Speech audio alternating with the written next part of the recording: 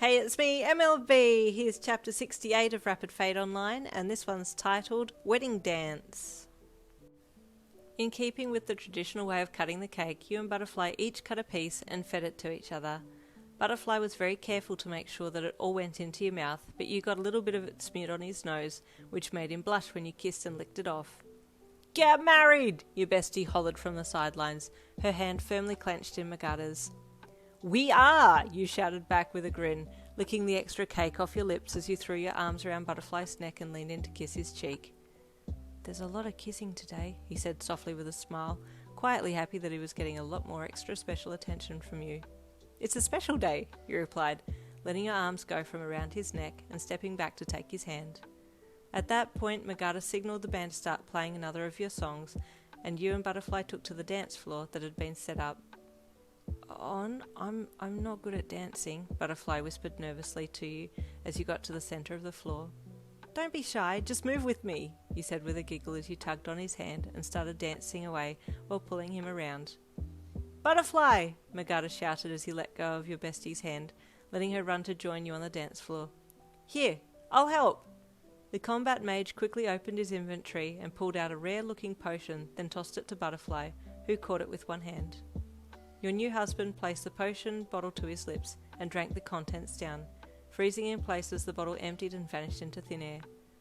"What was that?" you shouted to Magata over the sound of the music playing. "A dance potion!" Magata called back, grinning when he saw Butterfly start to move.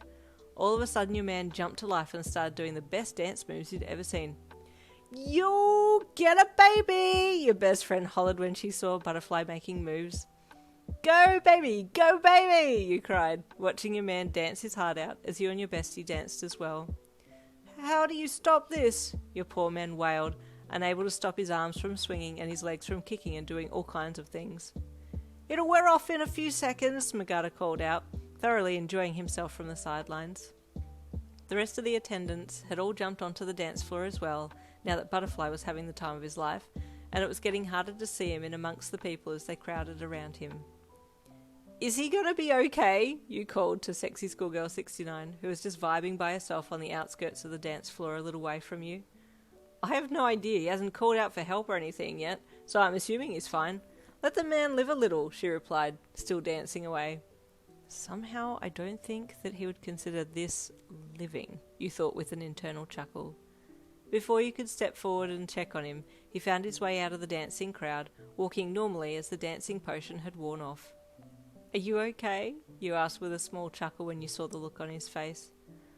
"I would take fighting any day. Dancing's very tiring and hard to do," he replied in a sad voice. You giggled and hugged him around the middle.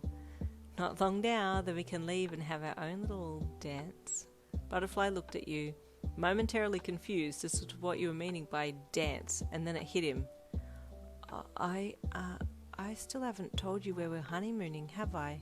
he asked bashfully. "Oh, you haven't, that's right.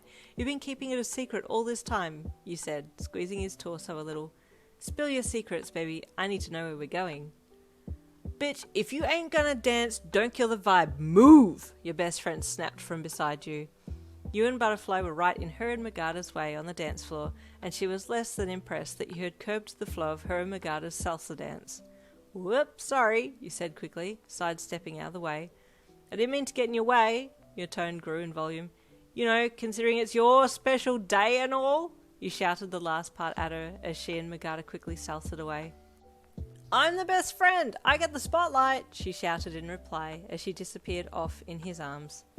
"Pretty sure it's supposed to be the limelight for the best friend and the spotlight for the bride, but okay." So, Butterfly said shyly, bringing your attention back to him now that you both stepped off the dance floor. "Do you remember the beach level that had a few secluded villas on the island?" "Oh my god, you didn't!" "I did." "You did?" "Yes." "You really did?" Yes." "Level 36? I don't really know how more times I have to say it," Butterfly said with a sheepish scratch to the back of his head. "Ah!" you screeched. "I'm so excited! Let's go now. It's our wedding, so we can leave whenever we want." "I'll go whenever you want to go," Butterfly replied, smiling happily at you as you bounced a little on your toes. "Okay, we're going now. Let's go." You quickly turned to everyone on the dance floor and hollered at the top of your lungs, "Bye everyone, we're going!" Everyone stopped and looked over at you, having temporarily forgotten that the reason that they were all dancing on level 44 was because of your and Butterfly's wedding. In a rush, they came running off the dance floor to congratulate you both and hug you once again before you went to your honeymoon destination. "I'll see you at school tomorrow," you called to your best friend, who was over the other side of the dance floor, and she threw you a peace sign before continuing to dance with Magata. "I'll hug and congratulate you when you get back," she shouted back to you.